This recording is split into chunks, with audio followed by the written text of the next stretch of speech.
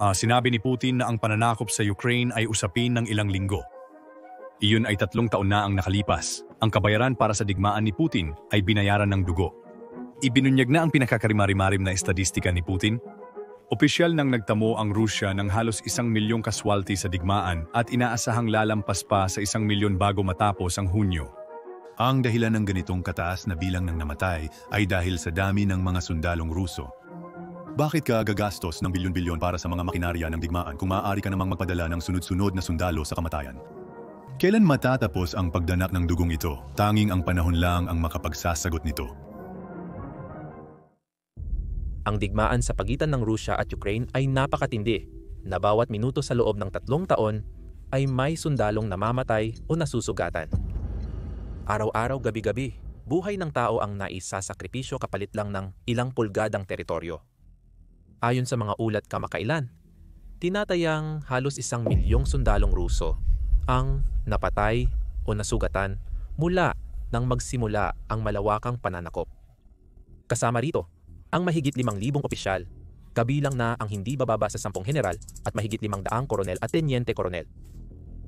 Sa simula ng pananakop, halos 1 sa bawat 5 kumpirmadong nasawing Ruso ay isang opisyal. Ngunit sa paglipas ng panahon at pagkabawas ng husto ng kanilang hanay dahil sa matinding bilang ng mga nasawi, unti-unting bumaba ng malaki ang bilang ng mga namamatay. Noong tagsibol ng 2,000 at 25-23% na lang ng mga bagong kumpirmadong nasawi ang mga opisyal, hindi dahil sa mas mahusay na taktika ng mga Ruso, kundi dahil nauubos na ang kanilang mga bihasang komander. Sa halip, mga hindi sanay na conscript, mga bagitong voluntaryo at mga reserbang minadaling ipadala ang isinabak sa walang humpay na gilingan ng digmaan.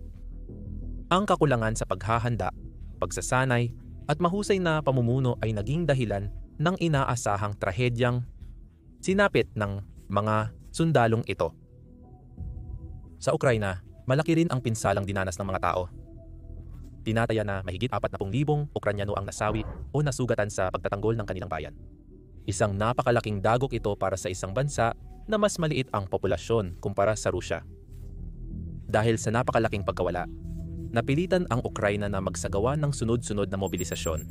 Kinukuha ang mga sibilyan mula sa halos lahat ng propesyon at antas ng buhay. Di tulad ng Rusya na may halos walang katapusang reserba ng tao, ang Ukraina ay may kakaunting puwang lang para magkamali.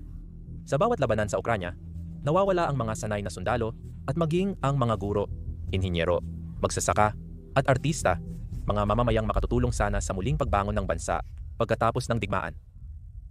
Ito ang pinakamarahas na digmaan sa Europa mula noong ikalawang digmaang pandaigdig at patuloy na sumasama ang madilim na pamana nito sa bawat araw na lumilipas. Parehong bansa ngayon ay nakulong na sa isang malupit na labanan ng pag-ubos ng lakas. Hanggang kailan pa kakayanin ng alinmang bansa ang patuloy na karahasan? Maaari bang bumagsak ang militar ng Rusya dahil sa mataas na bilang ng mga nasasawi at pressure sa ekonomiya? O mauuna bang umabot sa sukdulan ang mas maliit at labis ng napinsalang populasyon ng Ukraina? Sa taong 2025, 51% ng mga kumpanya ay gumagamit na ng artipisyal na intelihensiya. Libu-libong empleyado ang tinanggal ng Microsoft, Amazon at Google dahil dito. 40% ng mga tao ang nangangambang kukunin ng artipisyal na intelihensya ang kanilang trabaho ngayong taon. Mukhang nakakatakot, pero heto ang hindi mo nakikita. Naghahanap din sila ng mga empleyado. Naghahanap sila ng mga taong nakakaintindi ng artipisyal na intelihensya, marunong gumamit ng mga artipisyal na intelihensya tool at kayang gumawa gamit ito. At hindi lang ito tungkol sa mga trabaho. Kung may negosyo ka, freelancer ka, or may ginagawa kang sarili mong proyekto, hindi na optional ang artipisyal na intelihensya. Ito ay isang kalamangan. Yung mga matututo ng artipisyal na intelihensya ngayon ay mauuna sa mga hindi. Para manatiling nangunguna, makakuha ng mas magagaling na empleyado at makapagpatayo ng mas mabilis, simulan ang pag-aaral ng artipisyal na intelihensya ngayon. Lubos kong inirekomenda na sumali ka sa 2 araw na artipisyal na intelihensya training na ito, na magdadala sa iyo mula baguhan hanggang advanced na artipisyal na intelihensya professional sa 16 na oras lang. Ito ay nagkakahalaga ng $875, pero nakipag-partner ako sa Outskill para magbigay ng 1,000 libreng upuan para sa aking mga mag-aaral. Ito ay gaganapin ngayong Sabado at Linggo mula 11:00 ante-meridiem hanggang 7:00 post-meridiem Eastern Standard Time. Libre ito ng buo, kaya hanapin ang link sa description para makapagpareserba ka ng upuan bago ito mag-expire. Ang 2 araw nilang programa ay may 16 na oras ng live training at libre ito para sa mga manonood ng business basics. Matututuhan mo sa training na ito ang maraming artificial na intelihensya tools para mabuo ang sarili mong toolkit at pag-master ng prompt engineering para sa mas magagandang resulta. Matututunan mo rin ang pag-analyze ng data ng walang coding, paggamit ng artificial na intelihensya sa Excel, at paggawa ng magagandang presentations ng madali. Kasama rin sa training ang paggawa ng tools at artificial na intelihensya agents ng walang coding, paglikha ng mga nakakaakit na larawan at video gamit ang artificial na intelihensya, at pag-automate ng trabaho para makatipid ng oras at mas marami ang magawa. Para ito sa lahat, kahit ikaw ay nasa tech, sales, marketing, human resources operations, o kahit nagpapatakbo lang ng sarili mong negosyo. Mahigit 4 na milyong tao mula sa mahigit 120 bansa na ang sumali at mabilis nang nauubos ang mga slot. I-click ang link sa description para makapagpareserba na. Noong mga unang linggo ng digmaan noong 2022, muntik nang marating ng Russia ang Kiev, pero matindi at hindi inaasahang paglaban ang ipinakita ng Ukraine. Naging matindi at mabagal ang labanan sa kalagitnaan ng 2022 kung saan nagkaroon ng mabibigat na sagupaan sa silangan at katimugang bahagi ng Ukraine ang magkabilang panig. Dahil nabigo ang Russia sa mabilis at tiyak na tagumpay gamit ang bilis at sorpresa, bumalik sila sa nakasanayan, malalakas na pambobomba ng artilyerya at malalaking pag-atake ng maraming sundalo, mga marahas na taktikang ginamit na nila mula pa noong ikalawang digmaang pandaigdig at sa Chechnya. Ang mga bayang Soledar at Bakhmut ay naging mga larangan ng kamatayan. Libu-libong unit ng Russia na pinangunguluan ng hindi maayos at minsan ay binubuo ng mga bilanggo ng Wagner Mercenary Group ay ipinapadala ng paulit-ulit sa matinding depensa ng Ukraine kung saan sila ay namamatay. Ayon sa mga analista, ang Tova sa Siberia at Buryatia sa malayong silangan ang may pinakamataas na bilang ng namamatay kada tao sa digmaan. Ang maliit na Tovia ay may 120 sundalo na opisyal na kinumpirmang namatay. Dahil sa napakaliit na populasyon doon, nangangahulugan ito ng 120 na namamatay kada 10,000 lalaki halos 40 beses na mas mataas kaysa death rate ng Moscow. Ang kalagayan sa mga kalapit na rehiyon tulad ng Buryatia at Altai Republic ay hindi rin maganda dahil bawat isa ay nagulat ng halos 70 namatay sa digmaan kada 10,000 lalaki. Ngunit sa Moscow, kung saan nakatira ang pinakamayayaman at makapangyarihang pamilya sa Russia, 3 lang ang death rate kada 10,000. At sa totoo lang, hindi aksidente ang malaking pagkakaibang ito. Ang militar ni Putin ay umasa ng lubos sa mga sundalo mula sa mas mahihirap na probinsya at rehiyon ng minorya mula pa sa simula. Karamihan sa mga unang ipinadala para sa lakayin ng Ukraine ay mga kontraktual na sundalo mula sa mahihirap na probinsya at rehiyon ng mga minorya. Sa Buryatia, Dagestan, at Altai, ang pagseserbisyo sa militar o pagiging kontraktual na sundalo ay matagal ng isa sa mga iilang maayos na landas ng karera para sa mga kabataang lalaki. Ang mas mataas na sahod sa papel kumpara sa lokal na kita ay naging dahilan para mas marami mula sa mga rehiyong ito ang sumama sa digmaan at naging biktima nito. Ang mga Ukrainyano ay dumanas din ng matinding pagkalugi. Pinanghawakan ang bawat posisyon kahit naubusan ng bala at supply. Doon lamang, sa ilalim ng dilim o ng putok ng artilyerya, sila dahan-dahang uurong papunta sa mga posisyong reserba na inihanda bago ang labanan. Bihira lang magpalit ng kontrol ang mga teritoryo, ngunit patuloy na tumataas ang bilang ng mga nasasawi sa nakakabahalang bilis. Sa nakaraang ilang araw, isang pag-aaral mula United States ang nagtansya na sa 1 milyong kaswalti ng Russia, umigit kumulang 250,000 na ang napatay sa labanan. Para mailagay iyon sa kasaysayang konteksto, mas mataas pa ito kaysa sa kabuuang bilang ng mga nasawi sa militar ng Russia mula sa halos 10 taon ng mabagsik na digmaan sa Afghanistan noong dekada 80. Dalawang madugong digmaan sa Chechnya noong dekada 90 at unang bahagi ng 2000 at iba pang maliliit na labanan sa Syria, Georgia at iba pang lugar na pinagsama-sama. Ang bilang ng mga namatay sa Ukraine ay katumbas ng 5 beses na mas malaki sa bilang ng lahat ng sundalong Ruso na napatay sa mga digmaang naganap sa loob ng maraming dekada. Ayon sa di-opisyal na mga pahayag mula sa kanluran, ang mga nasawi sa militar ng Ukraine, bagamat mataas at nakalulungkot, ay posibleng nasa 1 sa 4 o 1 sa 5 lamang ng kabuuang bilang ng mga nasawi sa panig ng Russia. Marami sa inyo ang nag-subscribe sa channel, pero hindi inirerekomenda ng YouTube ang mga video namin. Kaya tinanong ko ang YouTube tungkol dito, at ayon sa YouTube, mahigit 75% sa inyo ay hindi nakasubscribe. Kaya pakiusap, i-like at mag-subscribe sa ibaba. Simulan na natin.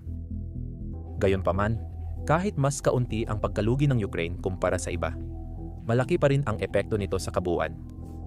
10,000 pinakamalalakas na tagapagtanggol ng Ukraine na tumayo sa Kyiv, Kharkiv, Mariupol at Kherson ay wala na magpakailanman. Mas marami pa ang matinding nasugatan. Marami sa kanila ay tuluyang napinsala. Dahil mas maliit ang populasyon ng Ukraine kumpara sa Russia, mas ramdam nila ang bawat pagkawala. Ang pinsalang kayang tiisin ng Russia ay maaaring mapaminsala para sa Ukraine. Sa digmaan, ang demografiya ang tadhana. At maliit ang puwang para sa pagkakamali ng Ukraine, sabi nga nila. Noong unang bahagi ng 2024 matapos ang halos 2 taong tuloy-tuloy na digmaan, ang populasyon ng Ukraine sa panahon ng digmaan ay bumaba na lang sa humigit kumulang 37 milyong tao. Samantala, ang Russia ay nananatiling may tinatayang 100 at 46 na milyon, halos 4 na beses ng natitirang populasyon ng Ukraine. Batay sa Global Firepower Survey ng 2024, ang Ukraine ay may humigit kumulang 19 na milyong nasa edad militar, kung saan 15 milyon ang malusog para sa aktibong serbisyo. Taon-taon, nasa 418,000 Ukrainians ang sumasapit sa edad ng serbisyo militar. Mas malaki ang bilang ng Russia, humigit kumulang 70 milyong potensyal na sundalo, 47 milyon ang medikal na fit para sa serbisyo at halos 13 milyong kabataang Ruso ang taunang umaabot sa edad ng serbisyo militar. Maaaring magmobilisa ang Russia ng humigit kumulang 5 milyong sanay na sundalo na may kabuuang kapasidad na aabot sa 20 milyon.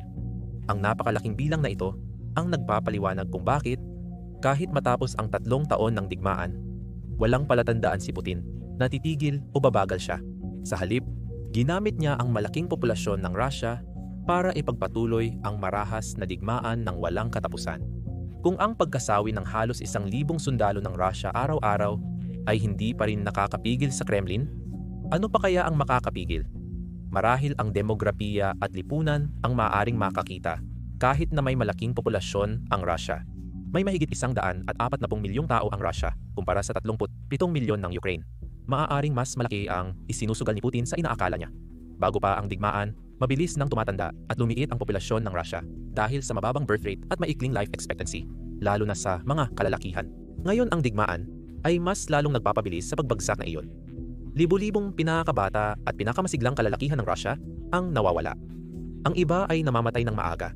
Ang iba naman ay nagbabalik na malubhang sugatan at hindi na muling makakatulong ng buo sa lipunan. Bawat sundalong nawawala ngayon ay isang manggagawa, asawa o ama na mawawala bukas. Ang digmaan ni Putin ay nagdudulot ng malaking paglikas ng mga batang henerasyon ng Russia, lalo na ang mga edukado at may kasanayang manggagawa at estudyante na mahalaga sa kinabukasan ng bansa. Mula nang magsimula ang pananakop, lalo na matapos ang kautusan ni Putin ng bahagyang mobilisasyon noong Setyembre 2022, mahigit 700,000 Ruso na ang tumakas sa bansa. Base sa ilang pagtataya, malapit na sa 1 milyong katao ang bilang na ito. Mas malala ang demografiya ng Ukraine, pero hindi makatuwiran na ihambing ito sa Russia, lalo na sa kinakaharap ng Ukraine ngayon. Di tulad ng Russia, walang pribilehiyo ang Ukraine na pumili kung kailan o paano matatapos ang digmaan. Nakikipaglaban sila hindi lang para sa digmaan, kundi para na rin sa kaligtasan ng kanilang bayan. Kapag natalo ang Ukraine, mawawala sa kanila ang lahat. maaaring tuluyang mawala ang kilala nating bansa. Kaya patuloy ang matinding paglaban ng mga Ukrainians sa kabila ng malaking pagsubok na kinakaharap nila. Ngayon, halos bawat Ukrainian, mula Donetsk hanggang Lviv ay may kilalang nasugatan o napatay. Ang digmaan ay nakaapekto sa lahat, bata at matanda, lalaki at babae. Ngunit kung manalo ang Ukraine, magkakaroon sila ng pagkakataong muling itayo ang kanilang bansa. Kahit magsimula sa wala, ang hindi pa nalulutas na suliranin ay ang paulit-ulit na mobilisasyon ng Ukraine mula nang magsimula ang digmaan noong 2022. Bagamat milyon-milyong Ukrainians ang handang ipagtanggol ang kanilang mga tahanan, hindi walang hanggan ang supply ng mga bihasa at may karanasang mandirigma. Noong 2024, napilitan ang Ukraine na mobilisahin ang mga mas nakatatandang boluntaryo, lalaki sa edad na 40 hanggang 50 taon na karaniwang hindi itinuturing na pang frontline. Ang profesional na hukbo, ang mga veteranong matapang na lumaban sa unang pananakop ng Russia noong 2022 ay halos naubos o labis na nabawasan. Sa buong 2023, unti-unting napunan ang kanilang hanay ng mga bagong recruit na kulang sa karanasan na ginagabayan ng makabayan nilang damdamin, ngunit hindi maiiwasang kulang sa antas ng kahandaan sa labanan. Pagsapit ng unang bahagi ng 2025 bagong henerasyon ng hukbong Ukrainyano ang nakikipaglaban, sanay na sa digmaan, ngunit labis ding pagod sa walang katapusang labanan. Hinangaan ng mundo ang kanilang katatagan, ngunit may hangganan din ang pinakamatatag na puwersa. Ang matinding katatagan ng mga Ukrainyano ang nag-udyok sa Russia na direktang atakihin ang mga sibilyan at mahahalagang infrastruktura ng Ukraine. Mula huling bahagi ng 2022, nagpakawala ang Russia ng magkakasunod na missile at drone strike na tinarget ang mga civilian power grid, transformer, utility, tulay, kalsada at linya ng tren, hanggang nabuksan ang mapanganib na butas sa containment dome ng Chernobyl nuclear plant. Layunin ni Putin sa mga pag-ataking ito na pahirapan ng husto ang mga ordinaryong Ukrainyano upang mabasag ang kanilang moral at masira ang loob na lumaban. Sa loob ng ilang panahon, talagang naging napakasama ng sitwasyon, lalo na noong taglamig ng 22 hanggang 23. Milyong Ukrainyano ang nagdusa ng ilang linggo na walang kuryente, init at tubig. Sa kalagitnaan ng digmaan, mahigit 10 milyong tao, halos 1/4 ng populasyon ng Ukraine, ang naiwan sa dilim matapos ang malalaking pag-atake ng missile ng Russia. Pinilit ng mga ospital na patakbuhin ang mahahalagang equipment gamit ang mga backup generator. May mga ulat ng mga taong nagkasakit o namatay dahil sa lamig, aksidente, at pagkasira ng mahahalagang serbisyo na nakakalungkot. Sa kabila ng lahat, hindi nabali ang diwa ng Ukranya. Sa halip, lalo pa itong tumibay. Tuloy-tuloy ang balita, araw at gabi, sa pag-aayos ng mga power station, kasing bilis halos ng pag-atake ng Rusya rito. Nagbahaginan ang mga tao ng init, kuryente, at pagkain sa kanilang mga kapitbahay. Gayunpaman, ang walang humpay na pag-atake ng Rusya sa mga sibilyan ay nagdulot ng matinding pinsala. Ayon sa United Nations, mahigit 12,300 sibilyang Ukrainian, kabilang ang hindi bababa sa 650 bata, ang nakumpirmang napatay mula nang magsimula ang malawakang pananakop. Mas nakakabahala, inamin ng United Nations na ang mga numerong ito ay halos hindi pa sumasayad sa tunay na bilang. Tiyak na mas mataas ang tunay na bilang ng mga inosenteng namatay. Ilang pangyayari, tulad ng paglusob sa Mariupol, ay tunay na nakakakilabot. Binabalak ng Russia na pulbusin ang mga blok ng lungsod gamit ang pambobomba. Nanginginig sa dilim ng mga basement ng ilang araw na ang mga pamilya na halos walang pagkain o tubig habang walang humpay ang pagbagsak ng mga bala sa itaas nila. Ayon sa alkalde ng Mariupol, mahigit 21,000 sibilyan ang namatay nang matapos ang kaguluhan. Napakaraming bilang para sa isang lungsod sa loob ng ilang linggo lamang. Kinailangang maghukay ng mga mass grave sa mga bakuran dahil puno na ang mga sementeryo. Naroon din ang Bucha, isang bayan sa labas ng Kyiv, kung saan iniwan ng umatras na tropang Ruso ang mga kalsadang puno ng bangkay ng mga pinatay na sibilyan. Kinakaharap din ang krisis ng paglikas. Ayon sa United Nations Refugee Agency, mahigit 16 na milyong Ukrainians, halos 1/4 ng populasyon bago ang digmaan, ang napilitang lumisan sa kanilang mga tahanan. Milyon-milyon ang namumuhay ngayon sa ibang bansa tulad ng Poland, Germany at iba pang bahagi ng Europa, pilit na binubuo muli ang normal na pamumuhay, habang sabik na hinihintay ang araw na maaari na silang ligtas na makauwi. Sa huli, may mga tahimik at di nakikitang biktima. Bagamat hindi masyadong napag-uusapan, mas maraming sugatang sundalo ang nasasagip ng makabagong medisina sa digmaan ngayon kumpara noon. Bagamat maganda ito, 10,000 mga Ukraino ang nakakaranas ng sugat na magbabago ng kanilang buhay. Noong 2023, 1.5 taon matapos magsimula ang digmaan, nasa pagitan ng 20,000 at 50,000 Ukrainians na ang nawalan ng kahit isang bahagi ng katawan dahil sa mga sugat sa labanan. Para mailagay sa tamang konteksto, ang bilang na ito ay halos katumbas ng kabuang bilang ng mga naputulan ng bahagi ng katawan sa Britanya o Alemanya sa buong 4 na taon ng unang digmaang pandaigdig. Hindi pa kasama rito ang lahat ng matitinding labanan mula ang kalagitnaan ng 2023. Dahil sa patuloy na digmaan, malamang na mas marami pang Ukraino ang naputulan ng bahagi ng katawan kaysa sa naiulat na bilang. Nahihirapan ang mga ospital, rehab center at klinika ng prosthetics sa Kyiv. Libu-libong pasyente, mga kabataang nangangarap ng magandang kinabukasan, ay muling natututo maglakad gamit ang artipisyal na paa. Sinusubukang mag-adjust sa buhay na walang braso o nahihirapang gumawa ng pang-araw-araw na gawain. Pero kahit sa ganitong nakakalungkot na sitwasyon, maraming sugatang sundalo ang hayagang nangakong babalik sa aktibong serbisyo. Determinado pa ring lumaban kahit pagkatapos ng matitinding pinsala.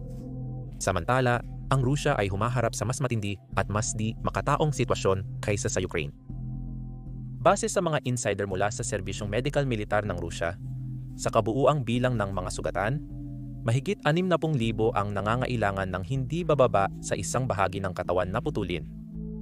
Ayon sa mga surgeon sa larangan, maraming malubhang sugat mula sa pagsabog ang kanilang tinatanggap linggo-linggo, kaya automatiko na nilang pinuputol ang bahagi ng katawan kapag pinaghihinalaan ang daloy ng dugo, kahit pa ito ay karaniwang nagagamot sa mga ospital ng Ukraine o NATO. Ilang komunikasyon na inilabas ng mga ahensya ng intelihensya ng Ukraine ang naglantad sa walang awang pag-iisip ng ilang opisyal ng Rusya. Hayagang inutusan ng mga opisyal ang mga mediko at mga sundalo sa unahan na iwanan ang mga mabibigat. Ibig sabihin ang mga sundalong sobrang sugatan na hindi na kayang maglakad mag-isa dahil maaari raw bumagal ang pag-atake kung dadalhin pa sila.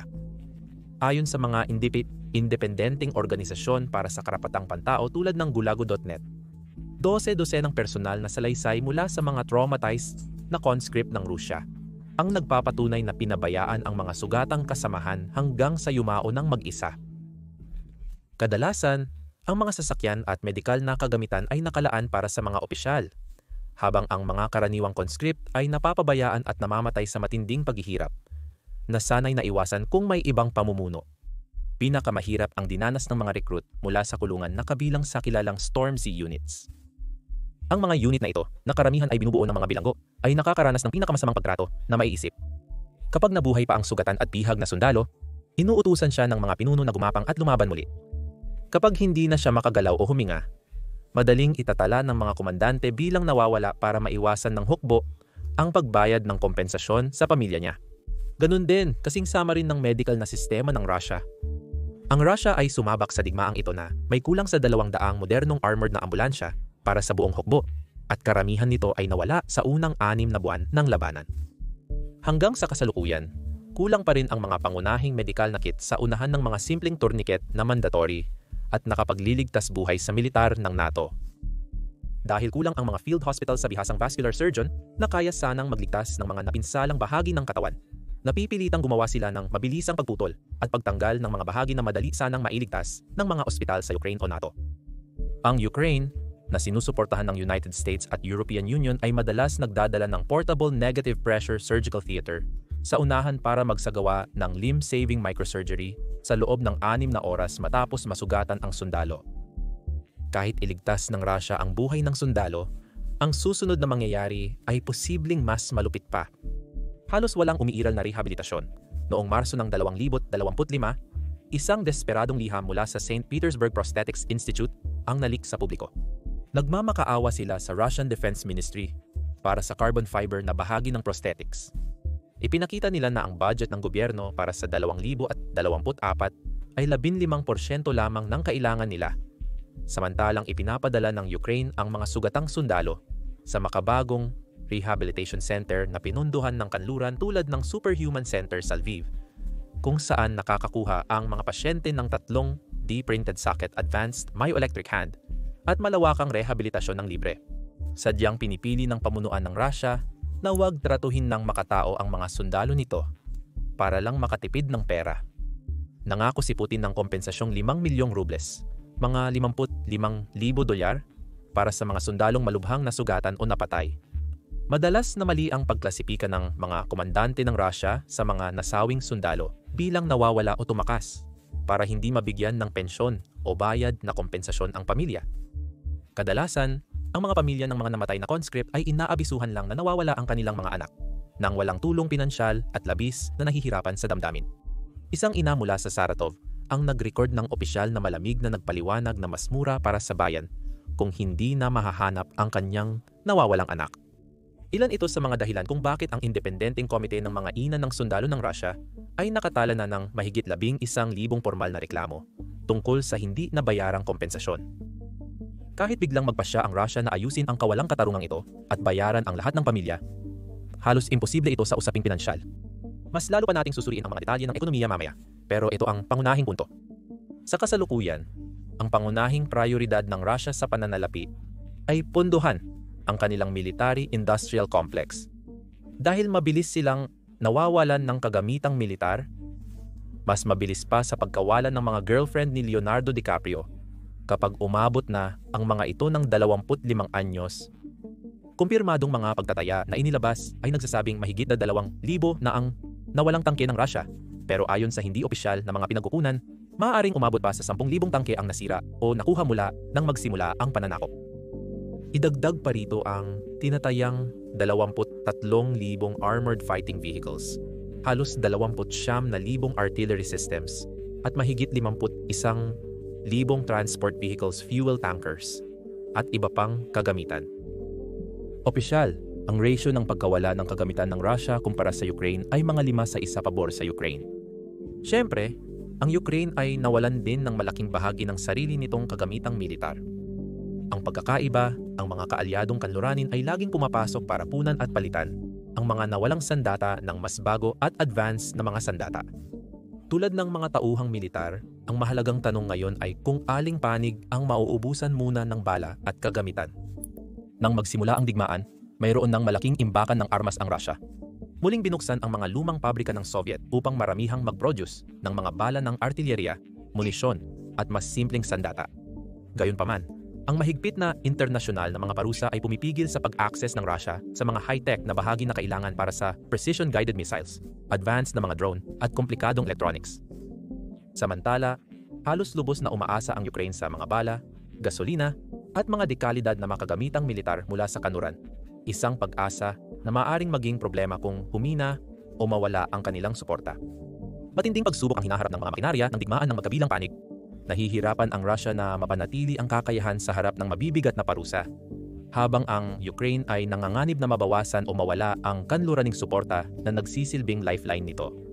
Kung ang unang digmaang pandaigdig ay napanalunan ng mga bansang may pinakamaraming industriya, ang digmaan sa pagitan ng Russia at Ukraine ay nakasalalay sa kung sino ang may pinakamatibay na pandaigdigang supply chain at alyansa. Hindi lang ito tungkol sa kung sino ang may mas maraming tangke o missile, kundi kung sino ang kayang palitan ang mga ito ng mas mabilis, mas maganda, at mas matagal. Sa puntong ito, talakayin natin ang ekonomiya mismo. Gumastos ang Russia ng malaking halaga para mapanatili ang kanilang makinarya ng digmaan. Noong 2024, tumaas ang gastusin ng militar ng Russia sa halos 6.7% ng gross domestic product nito. Ang halagang iyon ay napakalaki. Mas mataas pa mula noong kasagsagan ng paggastos ng Unyong Soviet sa Cold War. Ang karamihan sa badyet na ito ay ginugol sa mga bagong misil at tangke para palitan ang mga nasira, pagpapakain sa libu-libong sundalo, pagkuha ng mga bayarang sundalo, malawakang propaganda, at pagpapanatili ng makinarya para ipagpatuloy ang labanan. Pero ang bawat rublong ginagastos sa digmaan ay hindi na rin magagamit ng Russia para pondohan ang mga paaralan, ospital, kalsada, at iba pang infrastruktura para sa mga mamamayan. Nararamdaman na ng mga Ruso ang bigat ng sitwasyon at nagsisimula ng magprotesta sa iba't ibang lugar. Sa ilalim ng autoritarianismong sistema ni Putin, napigilan ng Kremlin ang ganap na pagbagsak ng ekonomiya at nalimitahan ang malawakang pagprotesta ng publiko. Naabot nila ito sa pamamagitan ng pagrerekluta lamang ng mga mahihirap na etnikong minorya at mula sa malalayong rehiyon bilang mga conscript, nang sa gayon ay maililigtas ang mga mayayaman at impluwensyal na pamilya sa Moscow o St. Petersburg mula sa pinakamasamang epekto ng digmaan. Ang tuloy-tuloy na kita mula sa pagbebenta ng langis at gas ang isa pang malaking dahilan kung bakit hindi pa tuluyang bumagsak ang ekonomiya ng Rusya. Mula nang magsimula ang digmaan, ang langis at gas ay patuloy na bumubuo ng mahigit kalahati ng buong federal na budget ng Rusya. Noong 2024, umabot ang bilang sa halos 60% sa ilang pagkakataon. Dahil sa mahigpit na parusang ipinataw ng kanluran matapos ang pananakop ng Rusya, hindi na sila bumibili ng langis nito, kaya mabilis na tumingin ang Rusya sa silangan. China at India naging pangunahing mamimili. Noong unang bahagi ng 2024, naging pangunahing tagapagtustos ng langis ng India ang Rusya, na nagbibigay ng halos 40% ng kabuuang inaangkat na krudong langis ng India, mula sa dating mas mababa sa 2% bago ang digmaan. Tumaas din ang pagbili ng langis ng China mula sa Rusya. Pagsapit ng simula ng 2025, nag-aangkat na ang China ng mahigit 2 milyong bariles ng langis mula sa Rusya araw-araw. Halos doble ng antas bago ang digmaan. Dahil sa malalaking bentahang ito, nagawa ng Rusya na mapanatiling buhay ang kanilang ekonomiya kahit malaki ang pagkakahiwalay nila sa pandaigdigang pamilihan at ipinagbawal ang pakikipagkalatakalan sa karamihan ng mga bansang kanluranin. Ngunit may malaking panganib dito dahil halos kalahati ng inaangkat na krudong langis ng Rusya ay pumupunta na lang sa India at China. Kaya nahaharap sa matinding panganib ang Rusya. Nauunawaan ng India at China ang kanilang impluwensya at ginagamit ito para makakuha ng malalaking diskwento sa presyo. Minsan, napipilitang ibenta ng Rusya ang langis nito ng halos 30 kada bariles, na mas mababa sa pandaigdigang presyo. Ayon sa ulat ng Bloomberg, noong unang bahagi ng 2025, ang mga pinilit na diskwentong ito ay nagkakahalaga sa Rusya ng $10 bilyong bawat taon, pera na labis nitong kailangan para ipagpatuloy ang pagpopondo sa kanilang digmaan.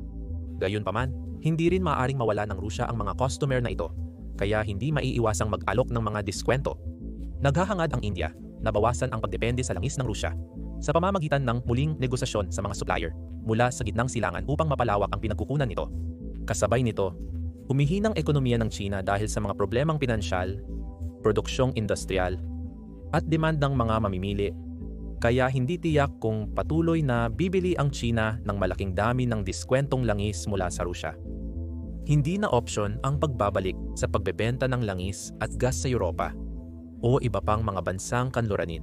Noong 2025, bumaba ng mahigit 80% ang pipeline exports papuntang European Union kumpara bago ang digmaan. Lumipat na ang Europa sa liquefied natural gas mula sa United States, Qatar, at iba pang bansa na tuluyang nagtanggal sa Rusya mula sa pinakakumikitang merkado ng enerhiya nito. Noong Pebrero 2025, ipinatupad ng G7 at European Union ang mga karagdagang parusa sa mga produktong petrolyo ng Rusya tulad ng diesel at jet fuel, na nagpahirap sa Rusya na makahanap ng mga mamimili. Ang sektor ng pagpipino ng Rusya ay nakaranas ng matinding pagliit ng kita dahil sa limitadong access sa merkado at tumataas na gastos sa pagpapadala at insurance. Ayon sa Bloomberg, noong Marso 2025, bumaba ng halos 40% ang kita ng Rusya mula sa fossil fuel kumpara sa antas bago ang digmaan, na nagbigay ng matinding pressure sa budget ng Kremlin. Nahihirapan din ang ekonomiya ng Rusya sa loob ng bansa. Noong unang bahagi ng 2025, ang inflation ay nasa halos 12% at ang halaga ng ruble ay lubhang mabilis mag-iba. Upang harapin ang pagtaas ng inflasyon at suportahan ang kanilang pera, ang Bangko Sentral ng Rusya ay nagtaas ng paulit-ulit ng interest rates sa buong 2024 hanggang sa halos 15%. Ang mataas na interest rates ay nakasira sa pamumuhunan ng negosyo at paggastos ng mga mamimili. Opisyal, ang ekonomiya ng Rusya ay lumiit ng humigit kumulang 3.5% sa 2024 lamang. Ngunit naniniwala ang mga pribadong ekonomista na mas malala pa ang tunay na pinsala.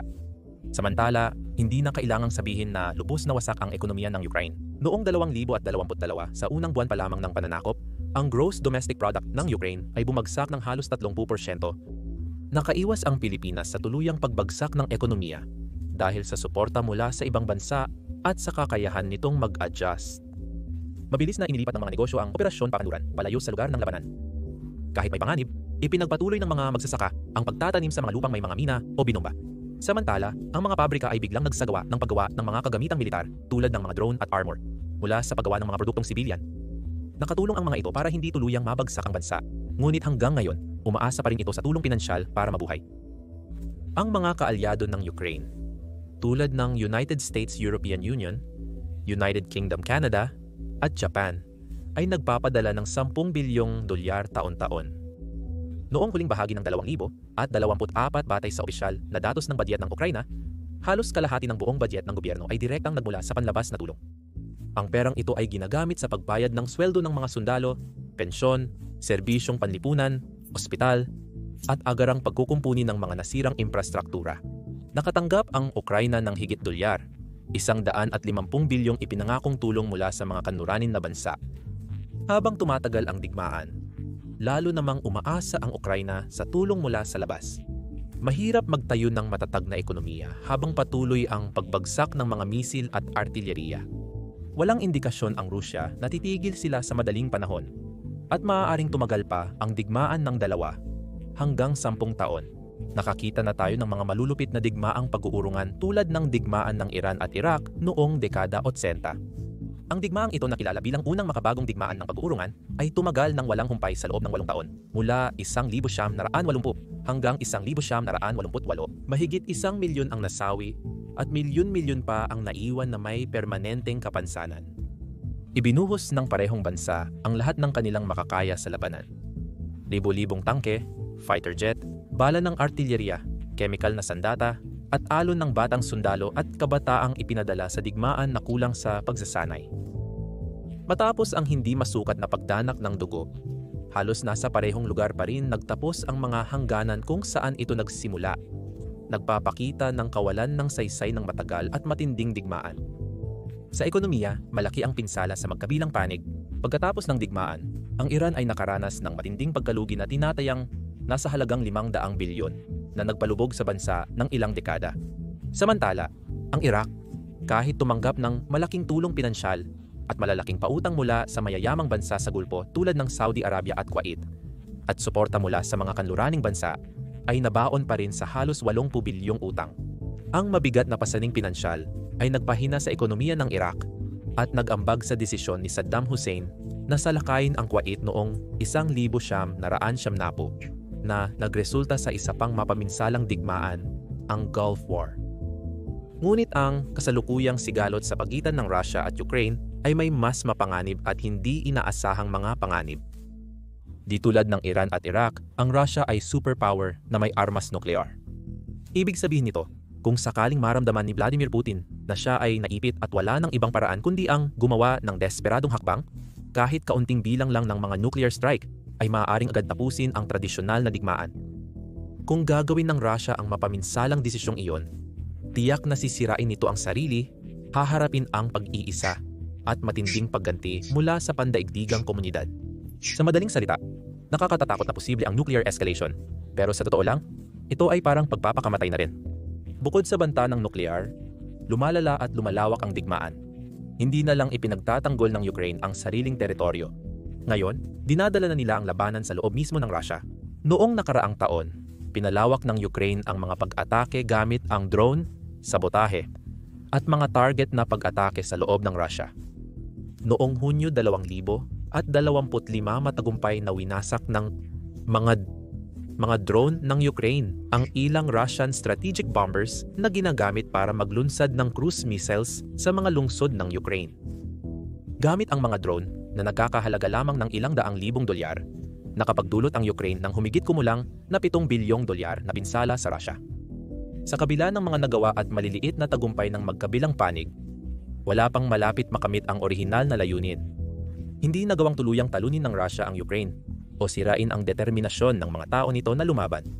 Ang Ukraine, sa kabila ng katapangan at malawak na suporta ng kanluran, ay hindi pa rin nakababawi ng maraming nasakop na teritoryo. Maraming beses nang sinubukan at nabigo ang mga usapang pangkapayapaan na nalulunod sa mga bagong labanan, karahasan laban sa mga sibilyan, at tumitinding tensyon na nagpapalakas ng determinasyon ng magkabilang panig na ipagpatuloy ang digmaan. Para sa Ukraine, ang pag-aproba ng anumang peace deal nang hindi lubusang naibabalik ang kanilang teritoryo ay parang pagwawakas na rin. Para sa Rusya, kahit bahagyang pag-atras o kompromiso ay nangangahulugan ng pag-amin sa kahihiyan at pagkatalo. Sa kasalukuyan, imposibleng tumaas pa ang pusta. Ang kaligtasan ng Europa, ang pangunahing prinsipyo na bawal ang pananakop ng isang bansa sa iba at pagkuha ng teritoryo nito, at ang kinabukasan ng 10-10 milyong tao ay nakataya ngayon. Maaaring maging sanhi ng pagbabago sa labanan ang mga bagong sandata o mga makabagong estratehiya.